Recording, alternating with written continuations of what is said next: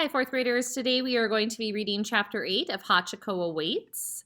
Hachiko Waits, not Awaits. And we are reading chapter 8. So yesterday we found that Hachi came back to the platform. He was there right away at 3 o'clock.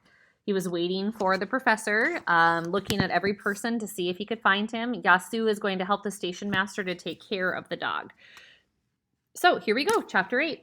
And so it went, day after day after day. Hachi waited at the train station in the spring when the cherry blossoms bloomed and in the summer when the rains came. He waited in the autumn when the leaves changed color and in the winter when the snow fell. Day after day after day, Hachi arrived at the train station just before 3 o'clock to meet the professor. Day after day after day, he was disappointed, but he never gave up hope. Mr. Yashikwa did not know where Hachi went when he locked up the station at midnight. He did not know where Hachi slept. He did not know where Hachi spent the morning and the early part of the afternoon. But he did know where Hachi would be every day just before 3 o'clock, sitting on the platform waiting for his master. But instead of the professor, now it was Yasu who stepped off the train. Yasu had turned 10 on his last birthday, and now he was old enough to travel back and forth to school by himself. "Hello, Hachi," Yasu called to the dog sitting on the platform. Yasu looked at Hachi looked at Yasu for a brief second, thumped his tail against the ground twice, and then turned his attention back to the crowd of people getting off the train. "I will be there in a minute with your food," Yasu said, going into the station master's office to fill Hachi's bowl. He placed it in front of the dog and stroked the fur between his ears while he ate. A small woman with thin gray hair pulled back in a bun came to stand next to Yasu. "Is this the dog I have heard about who waits for his master?" she asked. "Yes, this is Hachi," Yasu answered. The woman studied him for a few minutes. "May I pet him?" she asked. "Yes, he will not hurt you. He is very gentle." Yasu said the same words to the woman the professor had said to him on the day they had met years before. "I am sorry for your sadness, Hachi," the woman said as she stroked his neck. Hachi turned to her for a moment, and his ears slid back as the softness of her voice. She gently rubbed the white patch of fur between Hachi's eyes as he looked at her. Then a train approached the platform, and Hachi returned his gaze to the railroad tracks. As the train discharged its passengers, Hachi sat up straight and turned his head to the right, to the left, and to the right again, looking at all the people who passed him. A man who wore a pair of black framed glasses and a business suit, who was about Professor Uno's height, walked towards Hachi. The dog sat up even taller and began to tremble all over, his nose sniffing the air. But the man hurried past, and Hachi, realizing that the man was a stranger, stilled himself and continued his search for the professor. "That man looked like Hachi's master," Yasu explained to the old woman who was watching the dog intently. The woman reached out to stroke Hachi's fur again. "Hachi, you are a very good dog," she said to him, "and your master was a very good man." Yasu picked up Hachi's bowl and looked at the woman. "Did you know Professor Uno?" he asked. "No," the woman answered, "but it is clear to me that he was a fine man. That is why Hachi continues to hope and wait. He remembers the kindness of his master." One day a man in a dark gray suit and hat, whom Yasu had never seen before, came to the train station. He stood next to Hachi, watching him as several trains arrived, discharging their passengers and departed. The man studied the way Hachi sat, looking up at each and every face that passed him, and how his own face was filled with longing. He took photographs of Hachi with an expensive-looking camera. Then the man asked Yasu many questions about the dog and wrote everything down in a little notebook. The next day, when Yasu arrived at the train station, the station master handed him a newspaper. "Look, here is a picture of our Hachi," he said, pointing to the page. "Hachiko waits." Yasu read the headline out loud. Then he read the caption and underneath Hachi's photo. "Hachiko sits at Shibaiway Station waiting for his master." "I think he has earned the official name of Hachiko," said the station master. "After all, he is our beloved Hachi, and he deserves a name of respect." "I will tell him," Yasu said as he crossed the platform. "Look, here is your photo, Hachiko." Yasu emphasized the term of honor and affection the newspaper had added to the end of Hachi's name. Hachi wagged his tail at the sound of Yasu's voice and turned to smell the newspaper he held, but found it of little interest. As always, his main concern was the people on the platform who had just come off a train.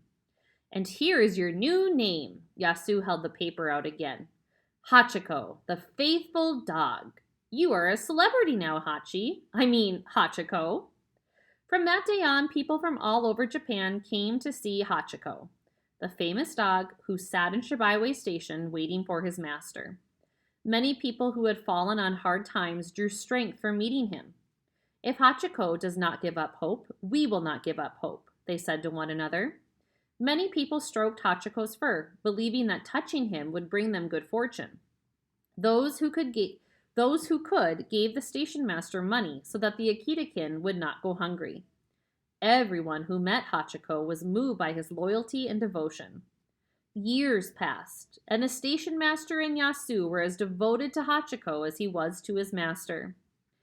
Now that they had extra money to care for him, they were able to buy Hachiko treats from the food vendors outside the train station. Yasu wandered up and down in front of the food stalls, deciding what to buy. Would Hachiko like a bowl of udon? No, the noodles might be too slippery for him. What about a serving of oden? Tofu, eggs, fish, and vegetables cooked in broth tasted good to Yasu, but he did not think the dog would like it. He stopped in front of the yakitori stand and ordered a skewer of grilled chicken. Yasu leaped up and wagged his tail. Hachiko leaped up and wagged his tail when he saw what Yasu had brought him. Wait a minute, Hachiko, Yasu laughed, holding the food up out of the dog's reach. Let me take the chicken off the skewer and put it in your bowl. But Hachiko did not want to wait. He jumped up and knocked the skewer out of Yasu's hand. Then he stretched out on the platform, held the stick between his two front paws, and pulled off the pieces of chicken by himself.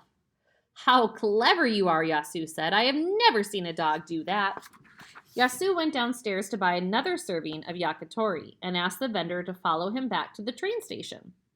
He called the station master over to watch Hachiko eat. Look how smart he is, Yasu pointed at Hachiko pulling the chicken off the skewer. Yes, he is very bright, Mr. Yashikwa agreed.